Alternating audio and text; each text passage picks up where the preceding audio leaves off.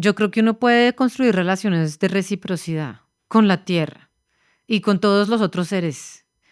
Yo creo que la extracción es una forma de relación y que uno puede construir una forma de relación desde la reciprocidad. No quiere decir que uno no tenga ningún impacto, no quiere decir que yo al relacionarme no cambie con quién me relaciono. Yo me estoy relacionando con una montaña y yo la cambio, yo tengo el poder de terraformar y ella de cambiarme a mí. ¿Cómo podemos imaginarnos acá quienes estamos pensando en nuevos mundos, en imaginarios como más colectivistas, si se quiere, poder igual, cómo eso choca o cómo puede conversar con estas personas que igual tienen todo el derecho del mundo a querer sentirse que su propia individualidad no puede ser alterada? Hmm, Esa pregunta es bellísima.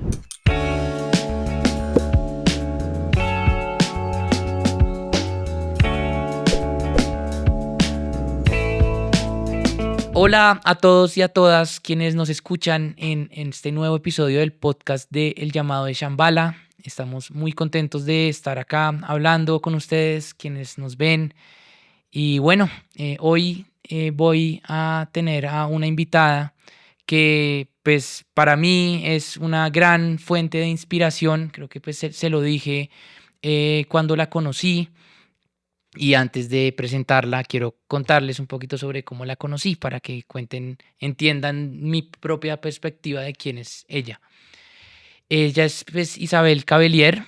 Yo la conocí en un podcast de una activista climática pues muy reconocida en el mundo llamada Cristina Figueres, en donde se trataba de navegar esta historia en donde pues se trataba de descifrar cómo es que nos desconectamos de nosotros mismos y de nuestra relación con el planeta vivo y con el universo y etcétera. Y pues fue algo que navegaron las dos, Cristiana e Isabel. Y después me enteré que Isabel era colombiana, que vivía en Bogotá, y yo dije, pues quiero conocerla. Ella tiene, pues nos contará un poquito más al respecto de esto, pero diría yo que pues es una persona que ha tomado la decisión de dedicar su vida en este momento a ver cómo puede contribuir a, a volver a afianzar esos lazos de conectar nuestros valores con el cuidado, con el amor, con la tierra y pues sobre todo en estos momentos de crisis ecológica. Entonces, pues sí, sé, Isabel, también que has trabajado tu vida no solo desde esta perspectiva, sino también desde esta perspectiva más como del activismo climático. Entonces me interesaría primero saludarte, ¿cómo estás? Hola Daniel, muy bien. Muchas gracias por la invitación a ti y muchas gracias a toda la audiencia por escucharnos hoy. Súper, súper. Pues cuéntanos si quieres saber un poquito sobre ti, cómo es tu historia y cómo llegaste, y si estoy acertado en mi definición de Sí, ti. Ah. sí, pues bueno, la definición de uno siempre es una cosa como tan variable, pero sí, yo llevo mucho tiempo trabajando en temas relacionados o bien sea el cambio climático, la sostenibilidad, lo que alguna gente llama el medio ambiente. em, y la historia es que yo llegué ahí un poquito por casualidad o uno diría tal vez porque el universo así lo quería. Em, Hace muchos años, cuando empecé a trabajar en el Ministerio de Relaciones Exteriores, en donde se convirtió después en mi mentora, Paula Caballero, me contrató como en el 2011. Y yo nunca le dije, ay, yo quiero los temas de medio ambiente, sino que ella me propuso una noche antes de entrar, ay, yo sé que te contraté para temas sociales, pero ¿te importaría cambiarte al tema de cambio climático? Y yo no tenía ni idea de ese tema, cero. Pero le dije, no, claro, yo quiero aprender. Y entonces así fue que empecé mi vida más profesional dedicada a esos temas, que ha variado mucho. Pasé por la diplomacia, por la consultoría, por los centros de pensamiento, las organizaciones sin ánimo de lucro, la filantropía. En fin, he estado aquí y allá, siempre circundando sobre todo el tema climático, y ya más recientemente comprendiendo que el tema climático, bueno, yo creo que uno siempre que empieza a estudiar ese tema se da cuenta que el cambio climático no es un tema aislado de todos los otros temas. sino que en realidad todo es un solo tejido sistémico, ¿no? Entonces creo que más recientemente, ya en la última reencarnación de todas esas ocupaciones y vidas diversas, estoy dedicada a una iniciativa que recientemente fundé junto con otras personas maravillosas que se llama Mundo Común, y que está dedicada al trabajo en el cambio de paradigma ya a nivel más profundo. Em, pues esa es la historia resumida. Yo creo que lo más interesante es saber que en el fondo, desde donde uno sea que esté trabajando por la transición planetaria, en el fondo es lo mismo. Así le llame uno derechos humanos, que fue lo que yo trabajé antes, o le llame uno justicia climática o sostenibilidad, pues en el fondo estamos trabajando es por una transición planetaria. Y a eso creo que diría yo que me dedico hoy en día. Ok, me gusta cómo suena transición planetaria. Mm. Y una pregunta, Isabel, ¿cómo, o sea, si pudieras explicar como un poquito cuál fue este proceso de tu mente, de lo Mm. que estaba sucediendo en ese momento en tu vida cuando dijiste, no, ahora el lugar desde el que quiero trabajar es desde el de paradigma, ¿por qué se Mm. dio eso? Qué pregunta más buena. Yo pienso que la, durante varios años creo que estuve muy profundamente involucrada en el trabajo de atender lo que tiene muchos nombres: la emergencia climática, la crisis climática, el cambio climático, el calentamiento global, en fin, hay muchos nombres para el subtema clima. Y durante muchísimos años que estuve muy metida allí, como en más el lado de la política pública, de las relaciones internacionales, de, digamos, como de cómo es que lográbamos entender cómo resolver ese asunto desde un lugar más clásico o como más... Ajá. em, Mainstream ortodoxo, no sé. sí, es que es raro ponerle ese nombre porque igual todo eso es súper importante, ¿sí? Ujú. Pero digamos un lugar relacionado como como a la técnica. eh, Fui dándome cuenta con el tiempo, y yo creo que a raíz también de varias lecturas y de relaciones que cultivé durante esos años, fui dándome cuenta que estábamos como, uno empieza a tener la sensación de que está como lloviendo sobre mojado, como en una rueda de un hámster, y que hace y hace y hace y nada, y nada, y nada. Y surgía la pregunta, pero ¿por qué? ¿Por qué tenemos una comunidad que, digamos, es raro hablarla así, la comunidad climática, pero entendámosla de forma amplia, ¿sí? No es como solo la gente que se dedica al cambio climático, pero en general la gente que está intentando atender ese y otros problemas sistémicos planetarios. Yo sentía como parte de esa comunidad que por un lado avanzábamos un montón, pero cuando se iba uno a ver las cifras, pues seguían las emisiones creciendo. Y entonces yo me encontraba frente a una paradoja no solo muy frustrante, sino muy desgastante, y sentía lo mismo de mis colegas, ¿sí? Un cansancio y mucha frustración, y a la vez mucha ilusión de haber podido lograr un poquito más, ¿no? Yo todos los años que trabajé en relaciones internacionales era como un esfuerzo y lograr un poquito más. Y eso era, wow, logramos un poquito más. Y a la misma vez, pues distaba, sí, era como navegar esa paradoja de haber tenido éxitos y a la misma vez ver que el mundo iba cada vez peor. Entonces, cuando creo que yo me hundí por esa paradoja y buscando una respuesta, pues realmente lo que pude vislumbrar es que el problema más hondo está en que estábamos tratando de resolver el asunto a partir de las mismas premisas que habían creado el problema en un principio. En últimas, estábamos repitiendo el patrón, estábamos operando, diseñando e implementando todas nuestras respuestas a un sistema que se está quebrando desde el mismo paradigma que creó ese propio sistema al cual estoy yo tratando de cambiar. Entonces, en vez de cambiar el sistema, lo que estábamos era ahondando la grieta, ahondando el problema. Y voy a explicar eso con más detalle porque suena súper abstracto. Sí. Básicamente, yo entendí que nuestra civilización moderna opera desde muchos paradigmas, pero uno principal, que es el paradigma de la separación. De eso hablábamos en el podcast con Mm. Cristiana.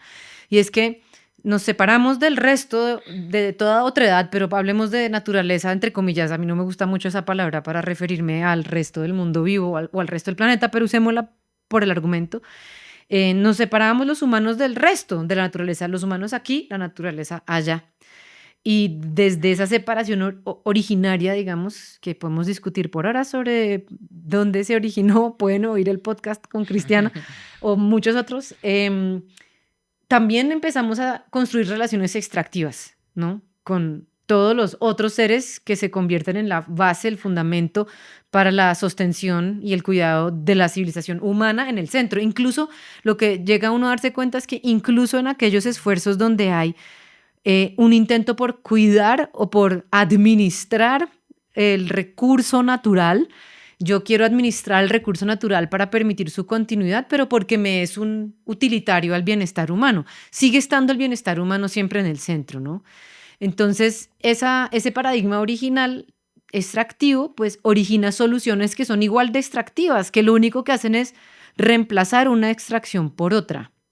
Reemplazar una fuente de energía por otra no es el problema principal, ¿sí? Como que ahí en ese mundo de la técnica estamos como, hay que reemplazar inmediatamente los combustibles fósiles por fuentes renovables. Claro, eso hay que hacerlo, pero no hay que hacerlo sin pensar que la solución tiene que ir mucho más allá, porque reemplazar la extracción de un combustible fósil por la otra extracción que uno dice que es más limpia, pero en el fondo lo que es un poquito menos dañina, posiblemente, sigue operando dentro del mismo sistema. Y la peor de las manifestaciones de ese, digamos, paradigma autoperpetuado estaba en nosotros mismos, porque creo que todavía somos en gran medida una comunidad que extrae de sí misma. Somos humanos con cuerpos que están pasando por unas epidemias de desgaste, de cansancio crónico, de no darnos ni siquiera descanso por el afán de atender la crisis,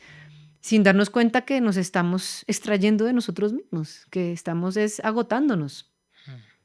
Entonces, pues claro, ¿cómo vamos a poder resolver esto si lo que hacemos es repetir el problema? ¿Sí? Es repetir la base del problema. Entonces, de ahí yo llegué a una, digamos, una reflexión ontológica, ¿sí? Sobre, bueno, ¿cuál es el fundamento del ser y sobre todo de la relacionalidad? Si yo ya me entiendo como un ser que hace parte de un entramado y que soy en sí mismo un entramado vivo, ya mi relación con la otredad es distinta. Yo ya sé que si yo extraigo de allá, me estoy extrayendo de mí misma, ¿no? Y viceversa. Y si cuido allá, me estoy cuidando a mí misma. Digamos, eso en resumen. Ya podemos irnos a las profundidades filosóficas si quieres. Sí, sí. No, muy. Se nota que hablas como con un lenguaje muy articulado y como que sabes muy bien de qué estás hablando y me interesa mucho escucharte.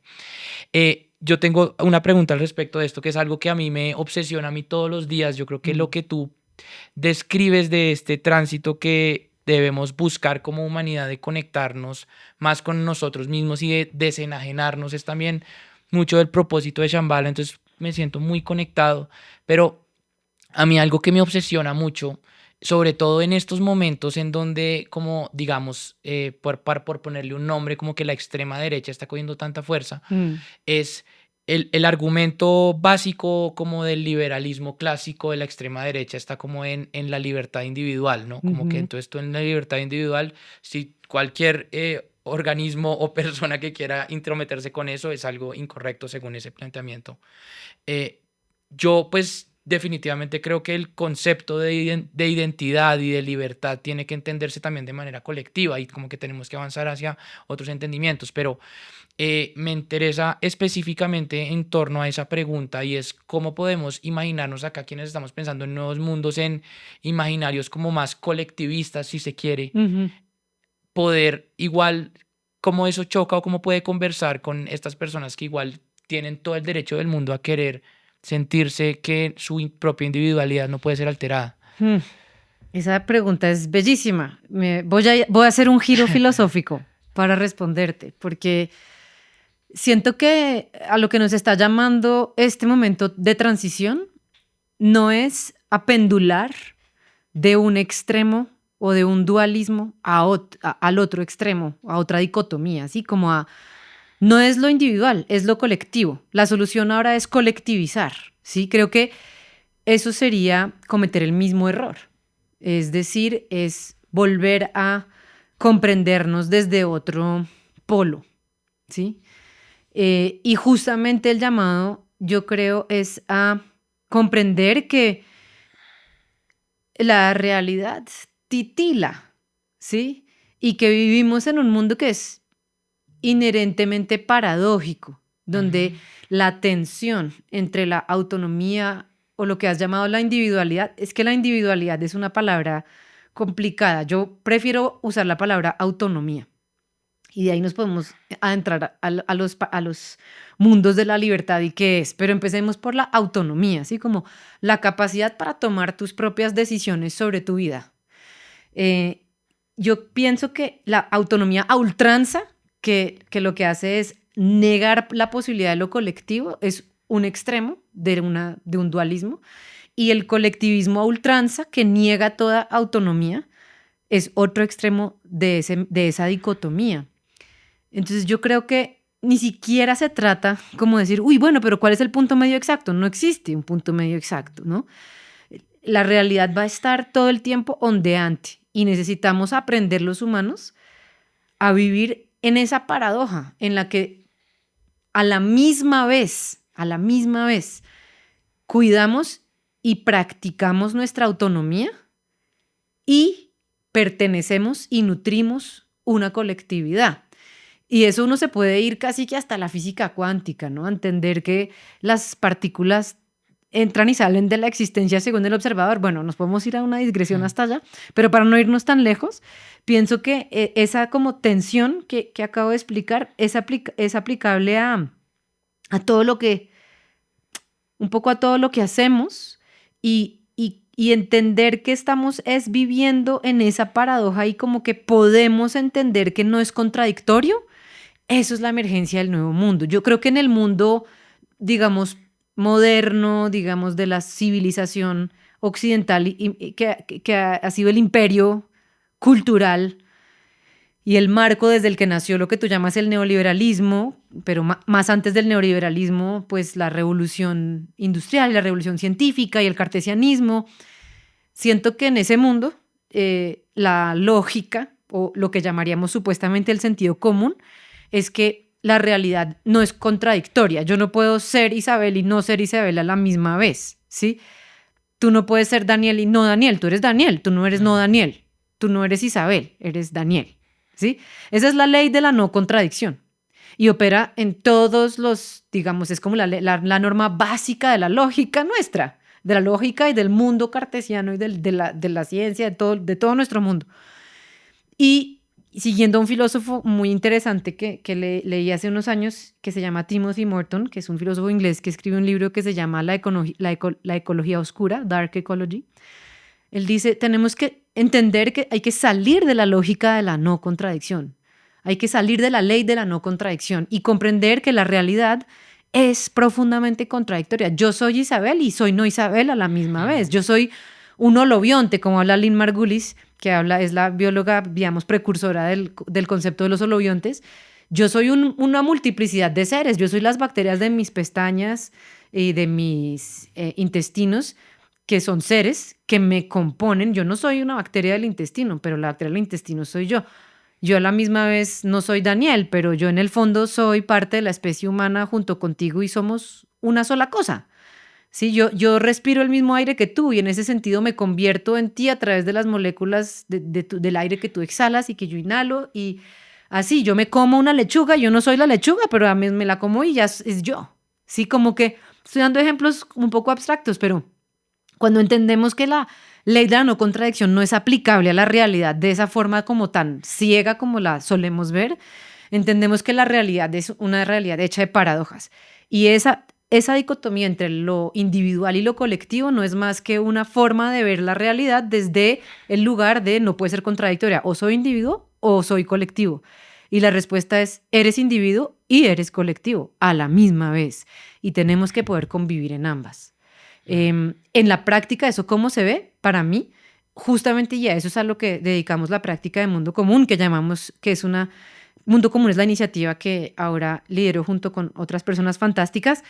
Decimos que es una práctica especulativa del futuro porque lo que hacemos es practicar cómo es relacionarnos en grupos humanos y en grupos humanos y no humanos, a cómo es ser colectivo sin dejar de ser autónomo e individual a la misma vez. Crear en colectivo en esa tensión constante.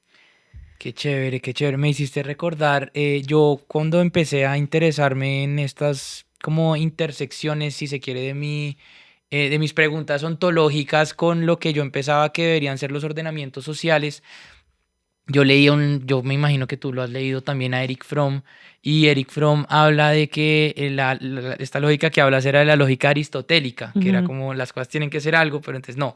Tú ves en las culturas budistas y en muchos pensamientos indígenas que tienen lógicas paradójicas que ujú. coexisten perfectamente. Y bueno, pues creo que estamos hablando ahí como de lo mismo.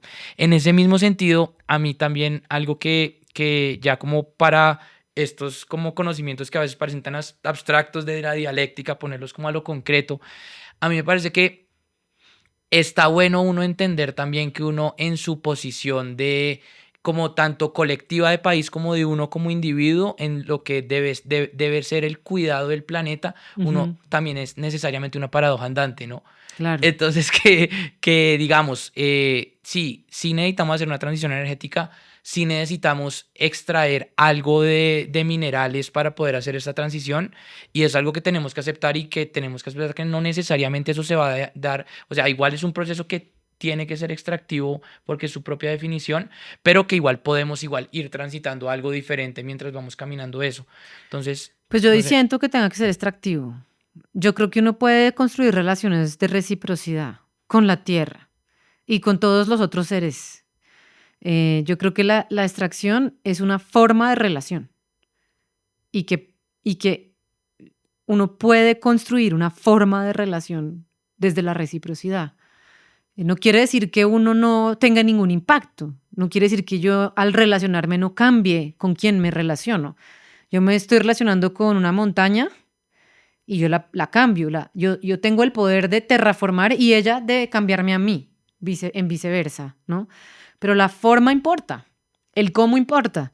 Si yo me relaciono con esa montaña desde la reciprocidad y el cuidado, tal vez la forma en la cual voy a relacionarme con lo que ella tiene para ofrecerme a mí es distinta, ¿sí? Entonces, con eso yo no estoy negando que haya que relacionarse con, em, ¿cómo les ponemos? Yo le iba a poner seres, pero digamos con otras formas de la existencia, minerales, por ejemplo. Ujú. Yo me puedo relacionar con un mineral y puedo relacionarme con ese mineral de tal manera que ese mineral me provea a mi bienestar y yo tener una forma de reciprocidad hacia quién está detrás o quién es ese mineral o de dónde salió ese mineral, de manera que construyamos mutuamente una relación de nutrición, ¿sí? Entonces, parecen palabras, pero en la práctica cambian las cosas mucho, porque la forma en la que yo, usando el paradigma clásico, la forma en la que extraigo, sería como el paradigma clásico, Ujú. cambiaría mucho si yo en vez de decir la forma en la que extraigo, digo la forma en la que me relaciono con este ser montaña, pues va a cambiar mucho el cómo hago eso, ¿no? Ya no voy a ir ahí como esto es cualquier cosa, llevo 300 camiones y estallo todo y, ¿sabes? No me importa porque es una cosa inanimada, no, cuando yo no entiendo que esa montaña tiene un espíritu como yo, respira como yo, hace parte de mí y yo de ella, pues como no me importa, pues extraigo y ya, simplemente lo uso, es un Sí. uso. Entonces, yo creo que no tiene que ser necesariamente extractivo. Aunque coincido contigo que los humanos somos paradojas andantes, sin duda alguna, y que la transición misma es un movimiento o es un momento vórtice. Es un momento de grieta, es un momento confuso y complejo en el que coexisten muchas fuerzas a la misma vez. Y seguramente tú estabas diciendo hace un rato con ahora el aumento de la polarización y de las Sí. ideologías de extrema derecha, pero también de extrema izquierda, que no difieren mucho la una de la Ujú. otra en sus resultados o en sus formas de gobernar, en fin.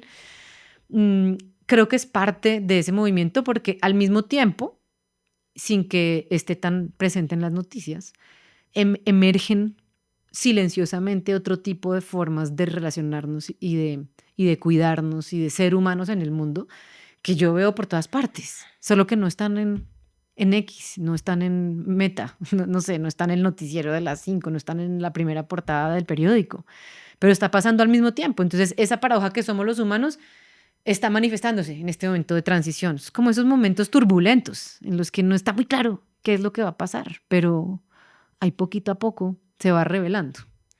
Y en cuanto a eso, Isabel, ¿tú sientes que sí, como esta grieta que estamos creando en este momento en la sociedad del crecimiento industrial, que pues pareciera ser que ya está como en un momento en el que al menos, no sé si la palabra sea colapsando o algo así, pero que como que al menos están pasando cosas que nos dicen Sí. que hay cambios muy significativos?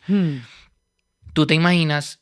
Entiendo obviamente que estamos en este momento en el proceso de articular estas nuevas visiones de futuro y que Sí. no tenemos ni idea de qué va a pasar, pero ¿tú te imaginas un futuro en donde tengamos como distintos mecanismos de ordenamiento, donde ya no haya como corrientes hegemónicas, como digamos podamos hablar de superestructuras como capitalismo Mm. o cosas como por ese estilo? O como más o menos cuando me preguntaba un poquito más, ¿cómo te imaginas estos nuevos futuros que puedan llegar a funcionar en el ordenamiento? Mm.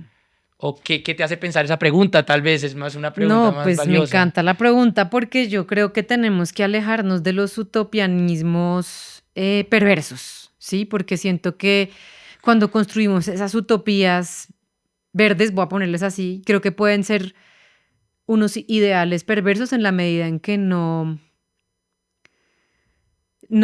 reconocen que la realidad tiene su barro, tiene su oscuridad, tiene también sus lugares difíciles, ¿sí? Yo veo un futuro, digamos, de continuidad de la vida.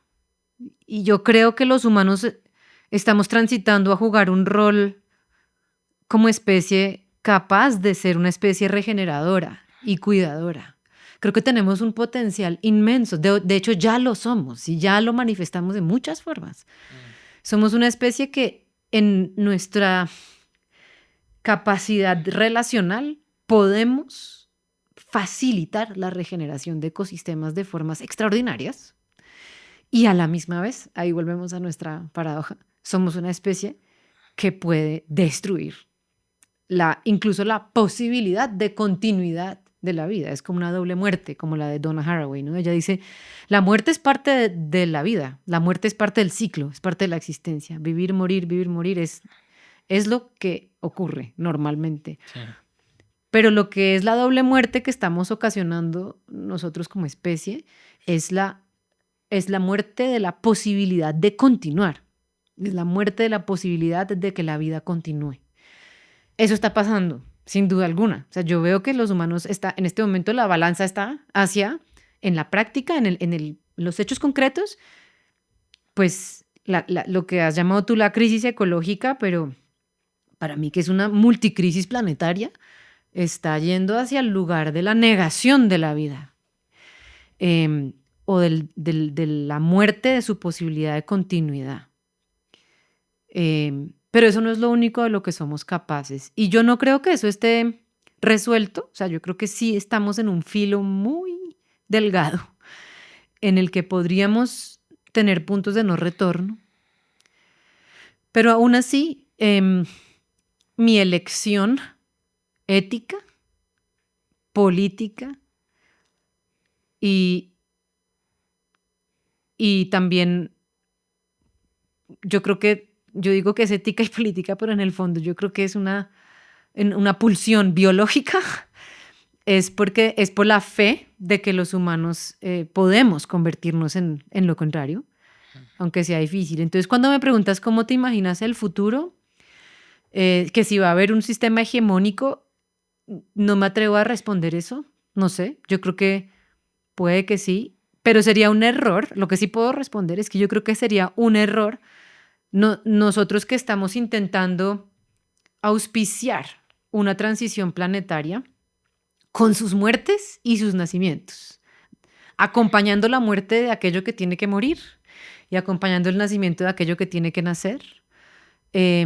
Nosotros que estamos en esa labor, creo que podemos, yo tengo la fe de que nos podemos acompañar a través o en ese tránsito y que cometeríamos un error muy grave intentando imponer una nueva ideología hegemónica como una especie de nueva hegemonía del verde, porque eso sería Sí, volver a cometer el impositivo. error. Estaríamos volviendo Sí. exactamente al mismo paradigma anterior. Entonces, si me preguntas como cuál es tu deseo, yo creo que tal vez sí las hegemonías ceden, tal vez en esa utopía, no los utopianismos perversos, sino tal vez ni siquiera usemos la palabra utopía en la visión, tal vez de un futuro deseado. Tal vez las hegemonías ceden, hay principios compartidos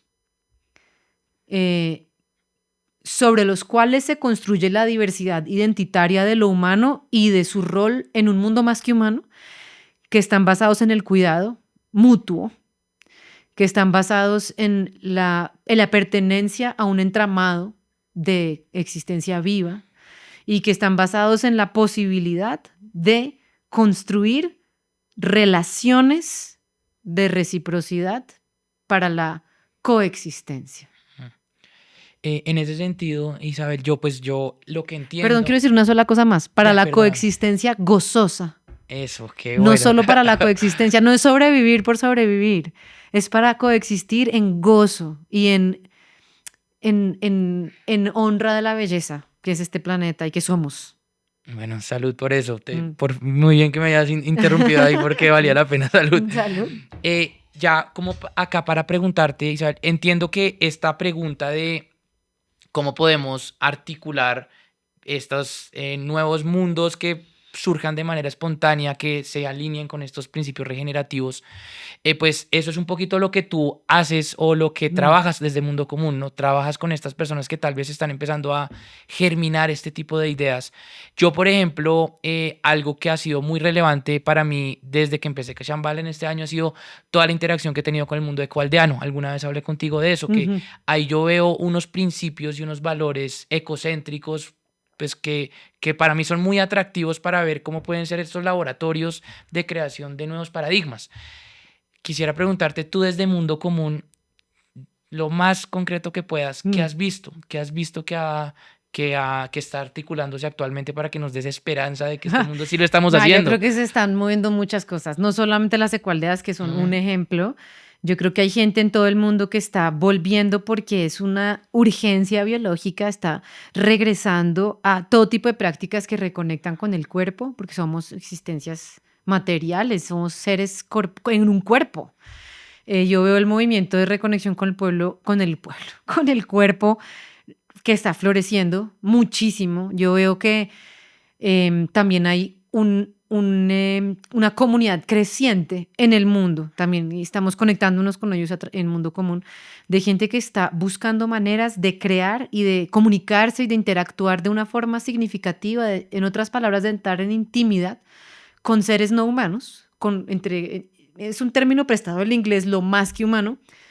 En el español funciona un poco menos bien, pero igual es un término interesante porque busca hablar de todas las otras existencias, no es como las animales, las plantas, ¿no? Es los minerales, es el tiempo, es el agua, es todas las otras existencias que no son humanas y que están en interacción constante con lo humano.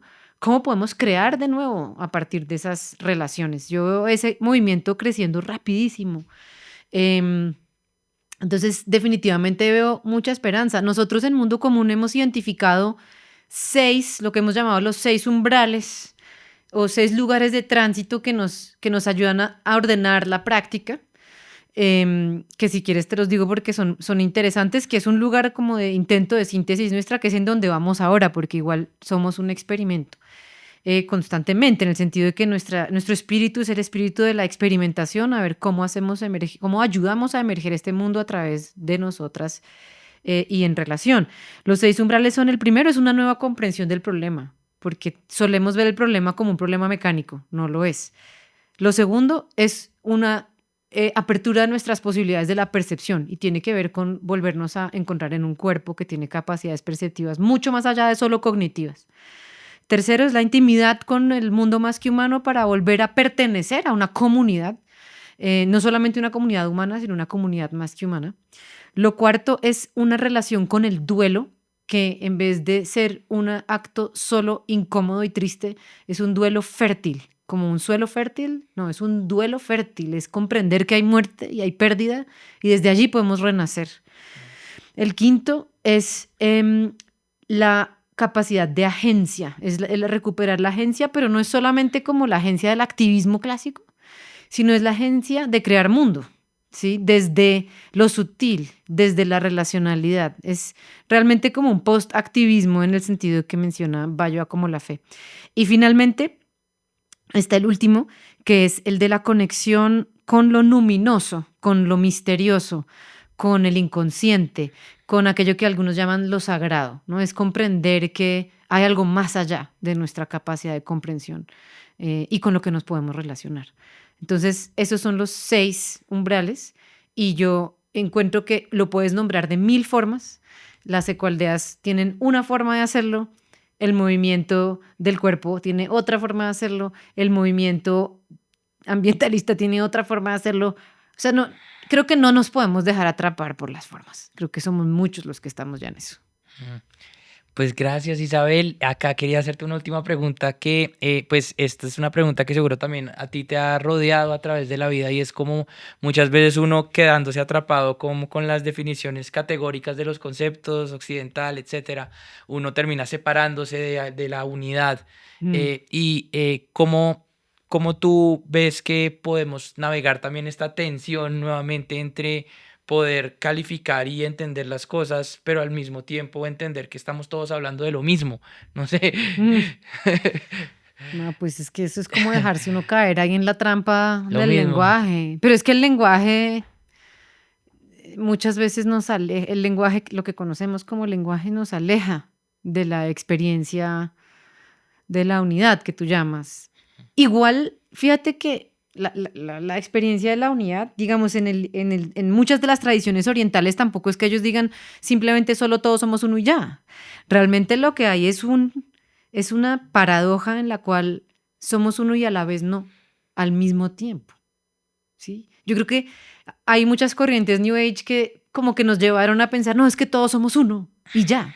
Y yo creo que esa es una perspectiva, de nuevo, un poquito plana. No, Mm. no, todos no somos uno, yo soy yo y tú eres tú, y a la misma vez. A la misma vez A la somos misma uno. vez somos uno. Sí. Y tenemos que poder vivir en ambas, ¿no? Entonces, yo creo que no hay que perdernos en eso, el tema de los términos. No nos perdamos. Eso, a ver, también puedo decir que uno a través de ese meandro del lenguaje, yo estudié lenguajes y estudios culturales, además de derecho, entonces me encanta, también hagamos otro episodio de eso. Pero pienso que a la misma vez, otra paradoja, no nos podemos perder en esas diferencias, son menores, y a la misma vez la forma que tenemos de nombrar y el uso que tenemos del lenguaje determina el mundo que creamos, ¿sí? Entonces sí, yo sí creo que tenemos que buscar una nueva gramática. Yo, por ejemplo, yo no digo trato, estamos de hecho, uno de los ejercicios creativos que tenemos es tratar de no nombrar a otros seres como un ser inerte, ¿sí? Como los cerros orientales.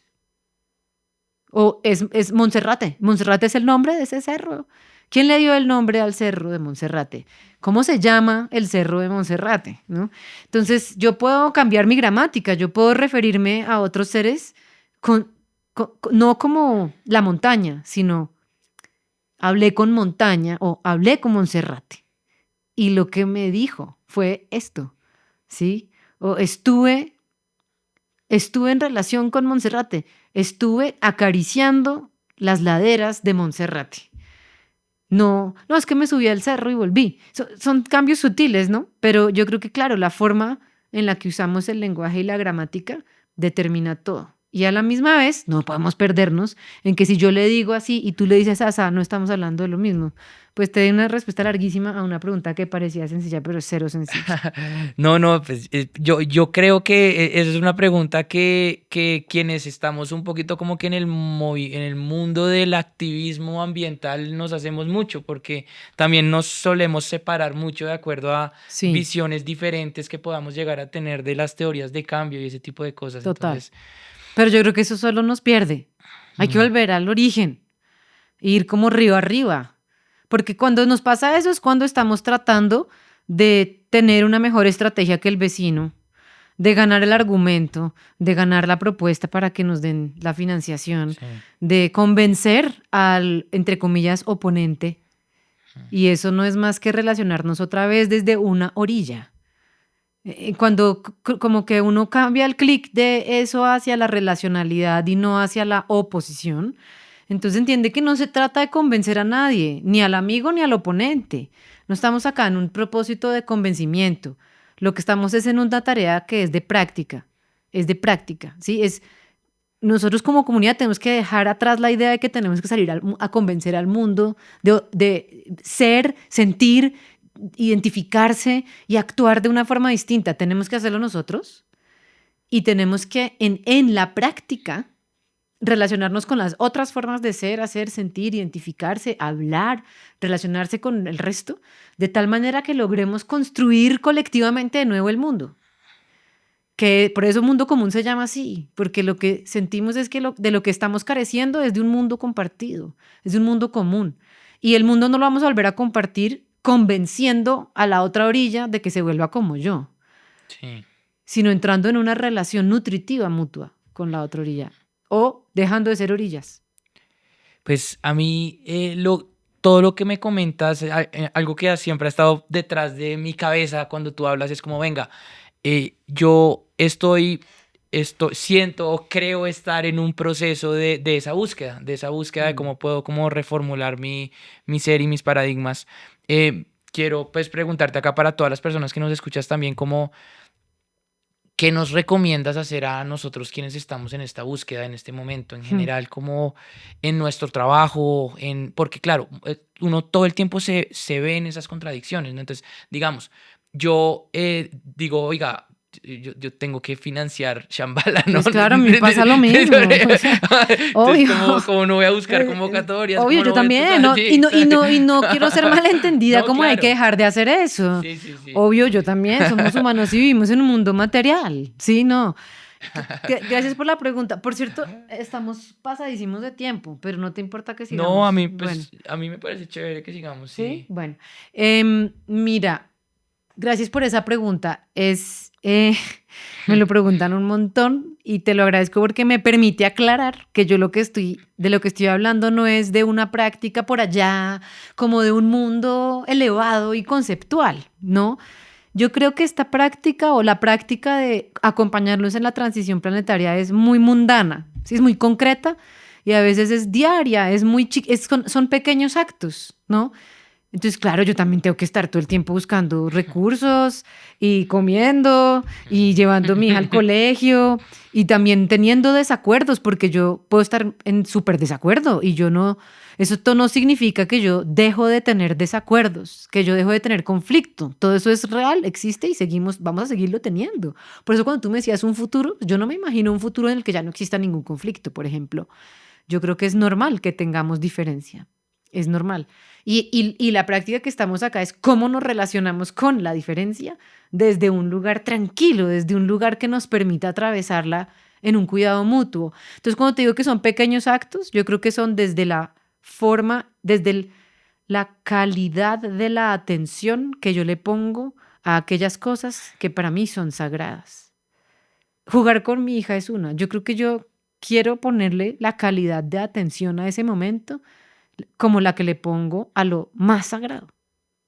Y si yo realmente me pongo juiciosa con eso, creo que ese acto ya está cambiando el mundo, porque ese pequeño acto es parte de la conciencia que viaja a través mío.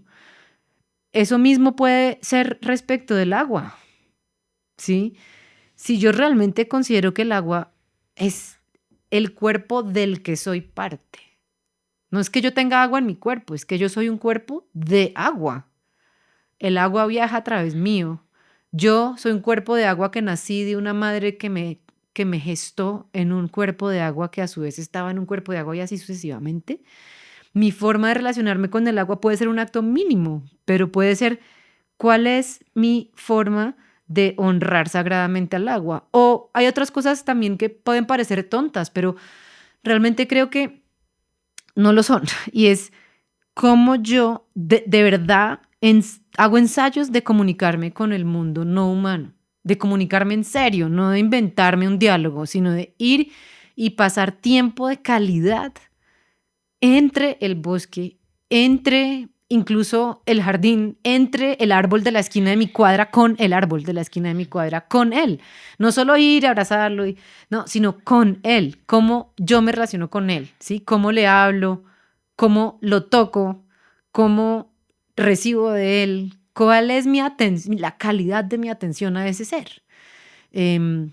Creo que si empezamos por ahí, esto ya va a empezar a ser una gran cascada, especialmente, diría yo, cuando le ponemos atención a nuestra capacidad de relacionarnos con lo que llamamos en el mundo occidental la naturaleza, como si no fuéramos nosotros. Es rarísimo decir la naturaleza, es rarísimo. Pero supongamos lo que uno entiende por la naturaleza, si uno se va y le da el tiempo para dejar que le hable a uno, los otros seres nos están hablando constantemente. Y Sí. podemos practicarlo. Creo que estamos demasiado tiempo en el activismo digital.